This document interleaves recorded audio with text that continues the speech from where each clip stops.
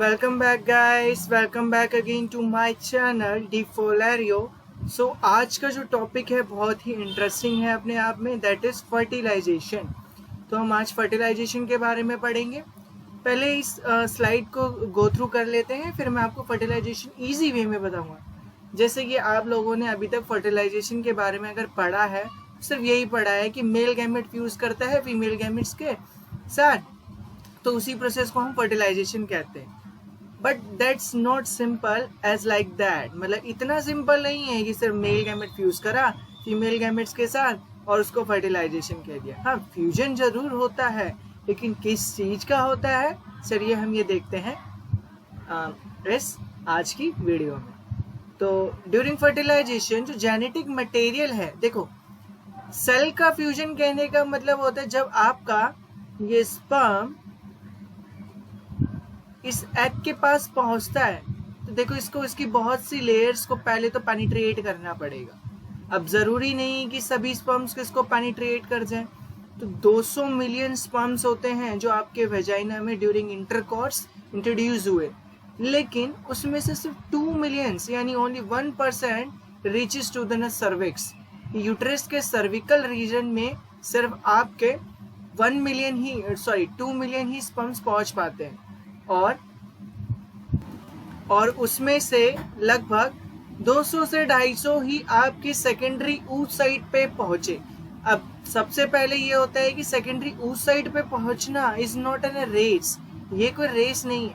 उन 250 में से या 200 में से कौन सा स्पर्म पहले सेकेंडरी ऊथ साइड की लेयर को पेनिट्रेट करके साइटोप्लाज्म में जाता है सेकेंडरी ऊथ साइड की, दैट इज द रेस।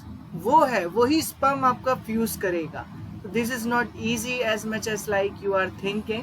तो ड्यूरिंग फर्टिलाइजेशन जेनेटिक मटेरियल दोनों ही हैप्लॉइड सेल हैं, these are also N haploid and these are also N haploid. ये जेनेटिक इंफॉर्मेशन ला रहा है फ्रॉम फादर एंड ये जेनेटिक इंफॉर्मेशन ला रहा है फ्रॉम मदर, ठीक है, स्पर्मेटोजोआन, और वो क्या है, egg, and both are getting fuse to forming an diploid nucleus. ये दोनों मर्ज होंगे और एक डिप्लॉइड न्यूक्लियस बनाएंगे, ठीक है। तो ये आपका फर्टिलाइजेशन कहलाता है नॉर्मली। अब जो फर्टिलाइजेशन है एक्चुअल में ये एम्पुलर रीजन की, this is the ampullar region. अगर हम देखें तो ये जो एम्पुलर का रीजन होता है, यहाँ पे फर्टिलाइजेशन होता है यूटेरिन के एम्पुलर रीजन में, यानी फैलोपियन ट्यूब जिसको हम बोलते हैं, उसका जो एम्पुलर रीजन है, वेयर दैट फर्टिलाइजेशन ओकर। और ये फर्टिलाइजेशन आपका ओव्यूलेशन के 12 to 24 डेज के बाद ही हो सकता है। इसलिए कहा जाता है 12 to 24 डेज के बाद ओव्यूलेशन के, because sperms are viable for 5 days after deposition into the vagina. यहाँ पर मैंने 72 आवर्स लिखा हुआ है।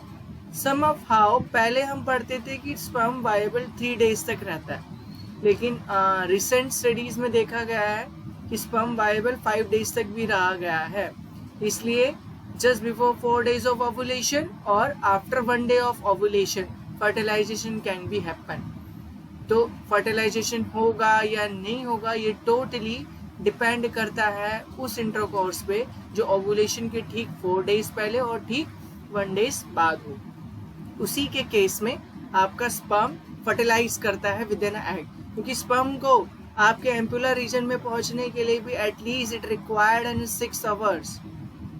इसलिए ये बहुत ज़रूरी है कि स्पर्म की वायबिलिटी और एग जो है उसकी वायबिलिटी मेंटेन रह सके, क्योंकि एग आपका सिर्फ 20 आवर्स तक ही वायबल रहेगा, where sperm can viable for 5 days up to. तो नेक्स्ट स्लाइड पे चलते हैं। ट्रांसपोर्टेशन ऑफ स्पर्म, स्पर्म कैसे ट्रांसपोर्ट करता है। This is an sperm structure, ऐसा ही होता है कुछ। ये माइटोकॉन्ड्रिया है यहाँ पे, and this is an whip like tail, ठीक है, ऐसा ही होता है लगभग। ये टेल क्या है, it's looking like an flagella, ये फ्लैजिला की तरह होती है, which actually doing in a whip like movement. Whip like कहने का मतलब रेंगने वाली मूवमेंट करती है विप की तरह, ऐसे ऐसे ऐसे ऐसे ऐसे। तो ये फ्लैजिला आपका रोटेटरी मूवमेंट करेगा with the help of an protein, dynein and motor protein जो होते हैं, उनकी हेल्प से ये रोटेटरी मूवमेंट करेगा फ्लैजिला, क्योंकि फ्लैजिला भी आपका रोटेटरी मूवमेंट करता है। तो into the vagina sperm swing, इसलिए हम इसको बोलते हैं स्विम करता है from vagina into the cervical canal. यहाँ से आया ऐसे स्विम करता हुआ, यहाँ से जाके ये यहाँ पर आपका जाके एम्पुलर रीजन में ये जाके फर्टिलाइजेशन होगा। यहाँ से आएगा सेकेंडरी oocyte रिलीज हुआ, ये आपका पेरिटोनियल कैविटी में सेकेंडरी oocyte फ्लो होगा और यहाँ पर स्पर्म सेकेंडरी oocyte से फ्यूज कर जाएगा। ठीक है, जरूरी नहीं कि एम्पुलर रीजन ही हो हमेशा फर्टिलाइजेशन का। मैक्सिमम केसेस में देखा गया है कि एम्पुलर रीजन में ही फर्टिलाइजेशन होता है, इसलिए हमने उसको स्पेसिफिक मान लिया है। But this is in human body, it can be happen at any time, it can be happen anywhere. आपका सेकेंडरी oocyte यहाँ से रिलीज हुआ, स्पर्म ने इतना ट्रेवल कर लिया, तो यहाँ पर भी फर्टिलाइजेशन हो सकता है। तो स्पर्म क्या करा, फ्यूज होकर वेजाइना में सर्विकल कैनाल में पहुंचा विप लाइक मूवमेंट के जरिए। उसके बाद ये यूटरस में जाएगा, जहाँ पर ये यूटेरिन ट्यूब में थोड़ी देर के लिए कॉन्ट्रैक्शन से जाएगा, यानी कॉन्ट्रैक्शन, आपकी जो यूटेरिन वॉल है वो एक्चुअली कॉन्ट्रैक्शन करेंगे and because of that this sperms travel.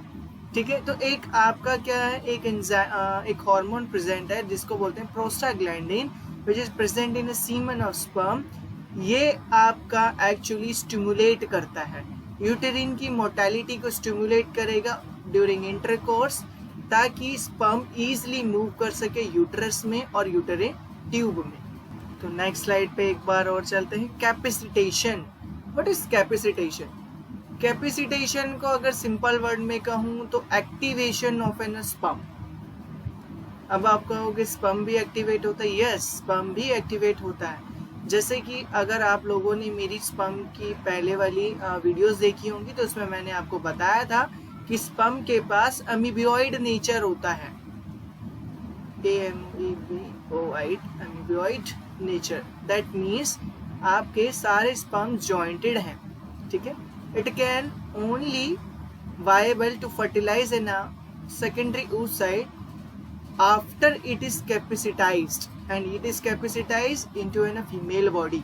A female reproductive tract में जाके capacitize होगा. That's why capacitation is necessary for a sperm because it activating the sperm. क्योंकि अगर देखो, अगर सारे स्पर्म पहले से ही एक्टिवेट हो जाएंगे तो क्या हो जाएगा, होड़ बढ़ जाएगी कि कौन सा स्पर्म पहले पहुंचेगा, भीड़ बढ़ जाएगी। That's why only in a few sperms are activated, और ये पहले एक्टिवेट नहीं होते, ये ह्यूमन बॉडी के इंटरनल में एक्टिवेट होंगे, क्योंकि after activation it gain some motility power. तो ऐसा नहीं है कि स्पर्म आपका एंटर करते ही एक्टिवेट हो जाएगा, नहीं। After ejaculation it is not capable of fertilizing, that's आपको लिए मैंने पहले ही बता चुका है, लेकिन it is capable of fertilizing only about of an 7 hours later. 7 घंटे बाद ही ये कैपेसिटाइज होता है, यानी 7 आवर्स में आपका स्पर्म एक्टिवेटेड हो रहा है, बहुत से प्रोसेस हो रहे हैं, उसी प्रोसेस को हमने कैपेसिटेशन कहा है। इस टाइम फीमेल रिप्रोडक्टिव ट्रैक्ट में, जिसको हम यूटेरिन ट्यूब बोलते हैं, स्पर्म कैपेसिटेशन में जाता है। बहुत से फंक्शनल चेंजेस होते हैं जिसमें आपकी स्पर्म जो टेल है वो मोर विगरसली हो जाती है, यानी वो बहुत ज़्यादा, इतनी ज़्यादा मूव करने लग जाएगी कि वो ट्रैवलिंग में उसको ईजी रहे, ताकि वो अपनी प्लाज्मा मेम्ब्रेन को प्रिपेयर करे फ्यूज करने के लिए ऊलेमा के साथ, and oolemma is the secondary oocyte plasma membrane.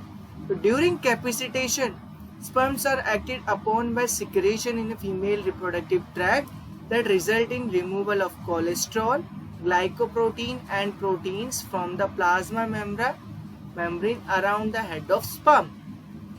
अब sperm में जो ये कोलेस्ट्रॉल हैं, ग्लाइकोप्रोटीन्स और प्रोटीन्स हैं, that should be removed, ताकि वो इजी तरीके से और फास्ट मूविंग कर सके, इससे पहले कि सेकेंडरी oocyte वो अपनी वाइबिलिटी को लूज कर दे। तो ये क्या होगा, ये फीमेल रिप्रोडक्टिव ट्रैक्ट में होगा। ठीक है, और क्या होगा कि आपके स्पर्म के हेड में जो भी ये चीज़ें प्रेजेंट है, it should be removed from that after secretion of an, मतलब जैसे ये सिक्रीट हुआ स्पर्म फीमेल रिप्रोडक्टिव ट्रैक्ट में, तुरंत ये रिमूवल स्टार्ट हो जाता है। ठीक है, and it takes about of an 6.5 hours। ये इतना टाइम लेता ही है इसके रिमूवल के लिए। That's why I am saying कि 7 आवर बाद ही स्पर्म कैपेबल होगा फर्टिलाइजिंग के लिए। तो नेक्स्ट स्लाइड पे चलते हैं। एक बार मैं ज़्यादा डिटेल में नहीं जाऊंगा, जस्ट आपके एनसीईआरटी के ओवरव्यू से, क्लास 12 के ओवरव्यू से ही सर पढ़ाऊंगा, क्योंकि कभी कभार क्या होता है हम पढ़ाते पढ़ाते डिटेल्स में चले जाते हैं, डिटेल में नहीं जाएंगे। तो यहाँ पे आपका कैपेसिटेशन था। कैपेसिटेशन अपने आप में बहुत बड़ा टॉपिक है, लेकिन मैंने उसको बहुत मिनिमाइज किया है ताकि आप लोगों को ज़्यादा दिक्कत ना हो। लेकिन नीट में पूछा जाता है कैपेसिटेशन से रिलेटेड क्वेश्चन, इसलिए मैंने ये टॉपिक रखा है। वैसे एनसीईआरटी में तो सिर्फ इतना ही है कि activation of an sperm is called an capacitation. तो फर्टिलाइजेशन की मैं बात कर रहा था, मैकेनिज्म क्या है फर्टिलाइजेशन का। For fertilization occur sperm cell must penetrate following layer. जैसे कि मैंने बताया था, ये आपका सेकेंडरी oocyte है, इसके ऊपर क्या है, ये उलैमा है। उलैमा के ऊपर क्या है, एक लेयर है जिसको हम बोलते हैं glycoproteinaceous layer, that is called an zona pellucida. इस जोना पैलोसिडा से एक हार्ड लेयर आती है ऊपर, नॉट हार्ड बट एक लेयर है जिसको बोलेंगे कोरोना रेडियाटा। हमने कोरोना रेडियाटा फॉलिकल सेल्स में पढ़ा था, इसके ऊपर ग्रैन्युलोसा सेल्स की लेयर्स है। तो इतनी सारी लेयर्स को इसको पेनिट्रिएट करता हुआ जाना है, तभी वो आपकी तभी वो आप एग की एक्चुअली प्लाज्मा मेम्ब्रेन को पेनिट्रेट करके फ्यूज करेगा। तो नेक्स्ट स्लाइड पे चलते हैं, आपको यहाँ से और क्लियर हो जाएगा। तो आप देख रहे हो कि ये स्पर्म का स्ट्रक्चर है, this is an granulosa cell, corona radiata, pink one is zona pellucida and the black outline is called as an oolemma. ठीक है, उलैमा कहते हैं, या आप oocyte की प्लाज्मा मेम्ब्रेन भी कह सकते हो। मैकेनिज्म ऑफ फर्टिलाइजेशन, फर्टिलाइजेशन का मैकेनिज्म क्या है। ये स्पर्म आपका, ये जो आपका स्पर्म है कैसा होता है, ये ऐसी ही शेप का होता है लगभग। यहाँ पे आपके माइटोकॉन्ड्रिया प्रेजेंट्स होंगे, ये फ्लैजिलर लाइक टेल जो विप लाइक मोशन करती है। इसके अंदर आपके यहाँ पे, ठीक है, इसके अंदर आपका न्यूक्लियस वगैरह जो भी प्रेजेंट है, दैट्स इट। ये जो रीजन है, this region is contain of an acrosome. ये एक्रोसोम आपका एक्रोसोमल एंजाइम्स कंटेन करता है, which actually penetrating this all of this type of layer. इसमें बहुत से एक्रोसोमल एंजाइम है, that one is hyaluronidase, corona penetrating enzyme, zonalysin जो neuraminidase होता है, और कैथेडेप्सिन होता है। तो ये जो एक्रोसोम है, ये एक्चुअली हेलमेट लाइक स्ट्रक्चर है जो स्पर्म का हेड कवर अप करेगा, and it as well as also contain several enzyme. तो ये एक्रोसोम बना किससे है, आपने नाम सुना होगा लाइजोसोम्स। तो this acrosome is made up of an lysosomes, and lysosomes किससे बने हैं, गोल्जाई कॉम्प्लेक्स से। That's why they are called as an modified Golgi, या ये कह सकते हैं कि मॉडिफाइड लाइजोसोम्स है। ठीक है, एंजाइमेटिक टिश्यूज कंटेन करते हैं। This enzymatic tissues help in helping the sperm to penetrating the layers of secondary oocyte। जैसे ये एक्रोसोमल एंजाइम्स आपके रिलीज आउट होते हैं, रिलीज आउट कैसे होंगे, ये देखो, दिस इज अ लेयर, आपकी ये लेयर्स है, ये स्पर्म ऐसे जाएगा,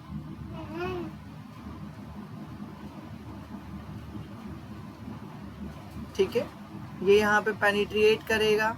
ये पेनिट्रिएशन के लिए पहले तो यहाँ पर एक्रोसोमल रिएक्शन करेगा, ठीक है, this acrosomal reaction releasing some acrosomal. तो चलते हैं नेक्स्ट स्लाइड पे। मैकेनिज्म ऑफ फर्टिलाइजेशन में सबसे आगे कि हमारा एक्रोसोम्स, एक्चुअली स्पर्म होता कैसा है। स्पर्म का आप लोगों ने हेड तो देखा ही होगा डायग्राम्स में, जैसे पीछे भी बना हुआ था, ये है कि आपका sperm. This sperm contain an acrosome. Acrosome क्या है, एक हेड लाइक स्ट्रक्चर है, एक हेलमेट लाइक स्ट्रक्चर है that cover the head of an sperm, and it contain several enzymes. इसके पास बहुत से एंजाइम्स हैं। ये एंजाइम्स कहाँ से आए, ये एक्रोसोम किससे बना। ये जो एक्रोसोम होता है आपका, these are called as an modified lysosome, और लाइजोसोम्स किससे बनते हैं, गोल्जाई कॉम्प्लेक्स से। तो इसको हम मॉडिफाइड गोल्जाई भी कह सकते हैं और मॉडिफाइड लाइजोसोम्स भी कह सकते हैं। तो ये एंजाइम हेल्प करते हैं स्पर्म को एग की लेयर्स को पेनिट्रिएट कराने में, यानी सेकेंडरी oocyte की लेयर्स को पेनिट्रिएट कराने में, because this acrosome contain an acrosomal enzymes and that enzymes are hyaluronidase, corona penetrating enzyme, जोनालाइसिन जिसके अंदर आपके न्यूरामाइनिडेज आएगा एंड कैथेप्सिन आते हैं, ठीक है। ये एक्रोसोमल एंजाइम्स बहुत इंपॉर्टेंट हैं because it doing an acrosomal reaction, and जैसे एक्रोसोमल रिएक्शन होगी एक्रोसोम्स क्या करेगा, अपने एक्रोसोमल एंजाइम्स को रिलीज करेगा ऑनटू एन एग लेयर्स को रिलीज करेगा और वो पेनिट्रिएट कर जाएगी, ठीक है। तो बहुत सारे स्पर्म मिलके ये लेयर्स को पेनिट्रिएट करते हैं, ठीक है। ऐसा नहीं है कि सिर्फ एक ही स्पर्म पेनिट्रिएट कर रहा है, there are more than one sperms penetrating the layer, but which sperms reaches the secondary oocyte layer first, that is oolemma, it is important. कौन secondary oocyte की layer को first penetrate करता है, यानी उससे बाइंडिंग करता है, वो important है। और वो बाइंडिंग कैसे होती है आपकी, वो बाइंडिंग ऐसे होती है, ऐसे। Z3 आपका ज़ोना पेलोसिडा जो है वो 3 तरह के ज़ोना पेलोसिडा प्रोटीन कंटेन करते हैं, Z1, Z2 एंड Z3। तो स्पर्म आपका Z3 से बाइंड करता है and it is also attach with the Z2। तो ये कैसा रहेगा, ये लगभग आपका ऐसे प्रोटीनेशियस कंपाउंड होता है, ठीक है, लाइक दिस। जो फील्ड वाले हैं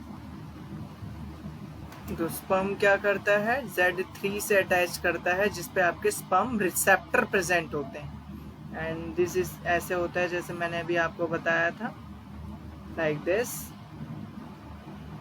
ओके।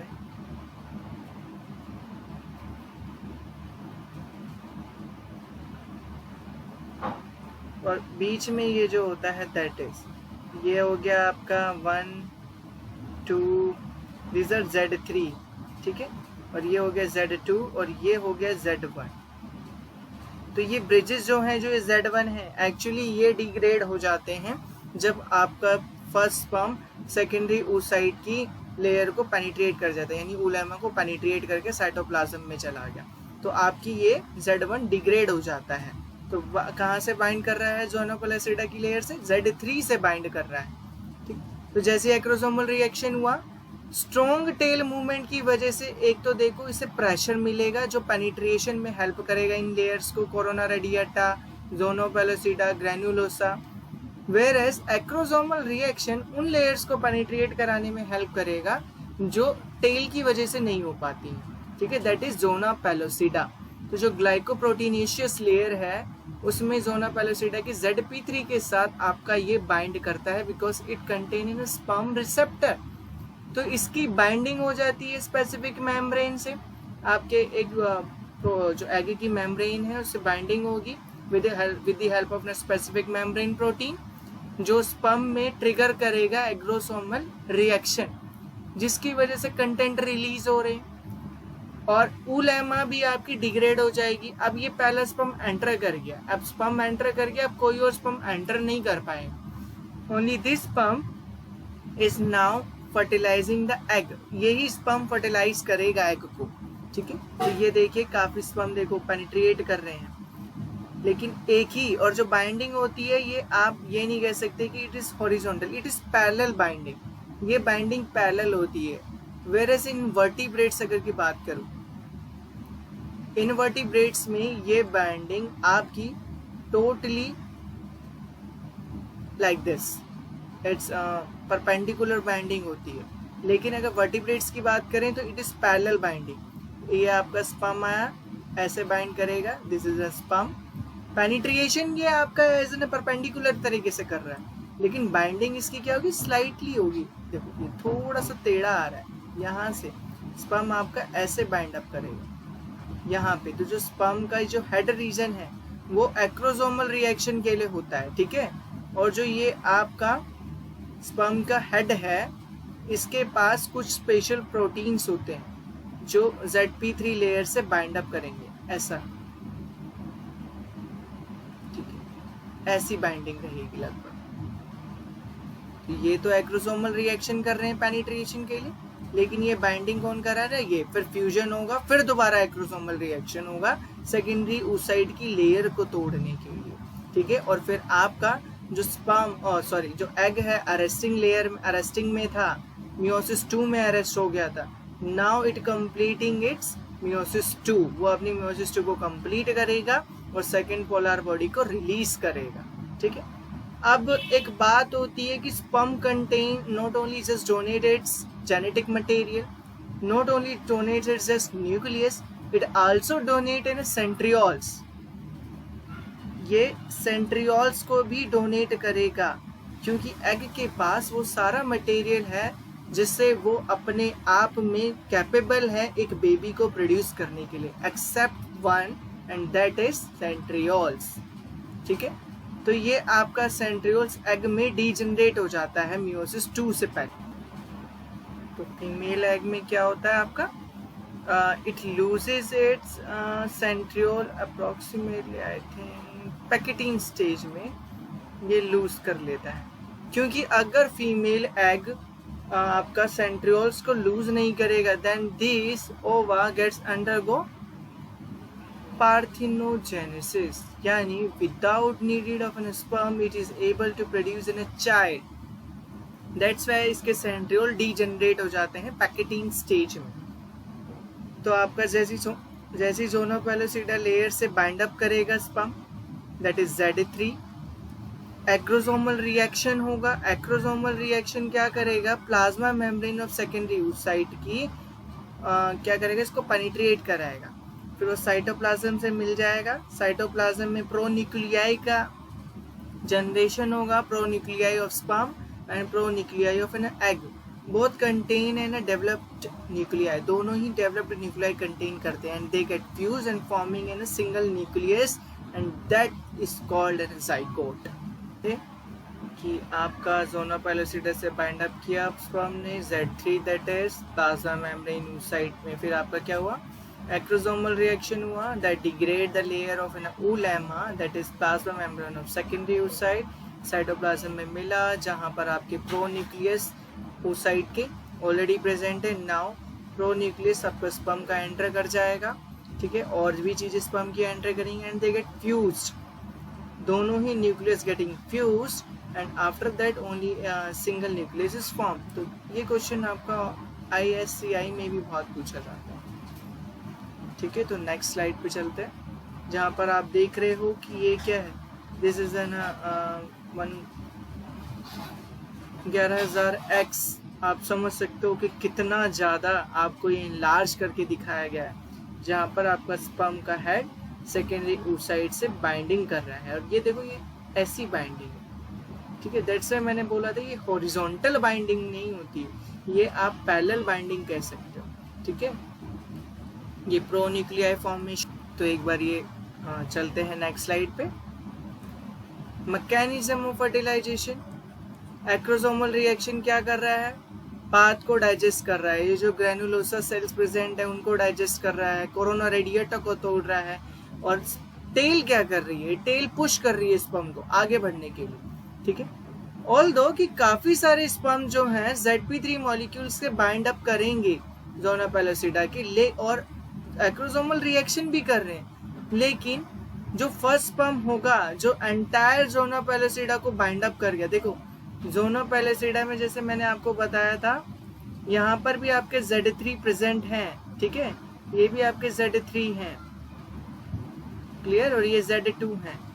तो यहाँ पे बाइंडिंग हुई, बहुत सी लेयर्स बनी हुई हैं ग्लाइकोप्रोटीनेशियस की, बाइंडिंग हो गई, एक्रोसोमल रिएक्शन भी हो गए, काफ़ी स्पर्म्स यहाँ पर भी बाइंड कर गए, यहाँ पर भी बाइंड कर गए, इस वाली पे भी पहुँच गए इस लेयर्स पे, लेकिन जो स्पर्म आपका लास्ट जोना पेलोसिडा को पेनिट्रिएट करेगा, यानी कंप्लीट जोना पेलोसिडा को पेनिट्रिएट करके इस oolemma पे पहुँच जाएगा, वही स्पर्म कैपेबल होगा सेकेंडरी oocyte में एंटरिंग के, यानी उसी को एंट्रेंस मिलेगा और किसी को नहीं मिलेगा। और जैसे ये एंटर कर जाएगा, now no one other sperm can enter into an egg, वो कैसे होगा अब ये देखते हैं। तो एक बार फर्टिलाइजेशन को और बार मैकेनिज्म को अच्छे से और देख लेते हैं।